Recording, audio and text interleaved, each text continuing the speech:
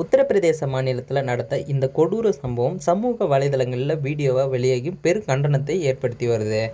பள்ளி ஆசிரியை ஒருவருக்கு பாலியல் தொல்லை கொடுத்து வந்த 12ஆம் வகுப்பு மாணவன் இது குறித்து ஆசிரியை மாணவனின் பெற்றோரிடம் புகாரளித்த நிலையில் சிறிது காலத்திற்கு திருந்திய மாணவன் மீண்டும் ஆசிரியைக்கு பாலியல் தொல்லை கொடுக்க தொடங்கியதால் ஆசிரியை பணியில் இருந்து விலகி வேறு பள்ளியில் சேர்ந்திருக்காங்க.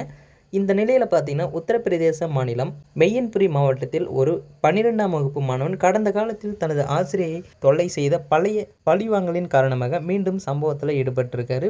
மாணவனின் பெற்றோரிடம் குற்றச்சாட்டுகள் முன்வைக்கப்பட்டிருந்தும் சம்பவம் அந்த பெண் ஆசிரியர் டியூஷன் வகுப்பிற்கு சென்று கொண்டிருந்த போது நடந்திருக்கு. நடு ரோட்டில் மாணவன் ஆசிரியை கடித்து குதறியதை சிசிடிவி கேமரா பதிவு செஞ்சிருக்கு. இந்த சம்பவம் அந்த பகுதியில் பெரும் அதிர்ச்சியை ஏற்படுத்தியிருக்கு.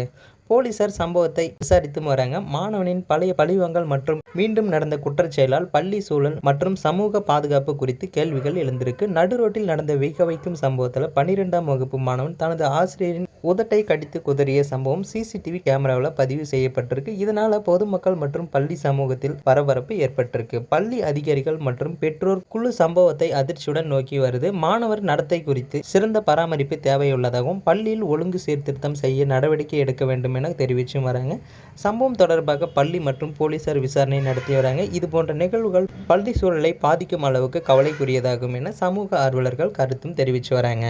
இருந்தும் பார்த்தீங்கன்னா இந்த வீடியோவில் அந்த பையன் பார்த்தீங்கன்னா அந்த பெண் மேலே கைப்படும்போது எந்த ஒரு தடுத்தல் முயற்சியுமே இல்லாமல் அமைதியாக தான் அந்த பெண்ணை போகிறாங்க. இருந்தாலும் அந்த சந்தர்ப்பத்தை பயன்படுத்தி அந்த மாணவன் திடீரென அந்த பெண்ணோட உதட்டை கடிச்சிருக்காரு. ஸோ அந்த தகவலை பற்றி நீங்கள் என்ன நினைக்கிறீங்கிறத மறக்காமல் கமெண்ட்டில் சொல்லுங்கள். 90s கிட்ஸ் யாராவது இந்த வீடியோவை பார்த்துட்டு கண்டிப்பாக கமெண்ட் பண்ணுங்கள். உங்களுடைய பள்ளி பருவம் எப்படி இருந்துச்சுன்னு இப்போ இருக்கிற பள்ளி பருவம் எப்படி இருக்குன்றதை தெரிஞ்சுக்கலாம். ஸோ மேலும் இது போன்ற வீடியோக்களை உடனுக்குடன் காண நமது சேனலை சப்ஸ்கிரைப் பண்ணுங்கள்.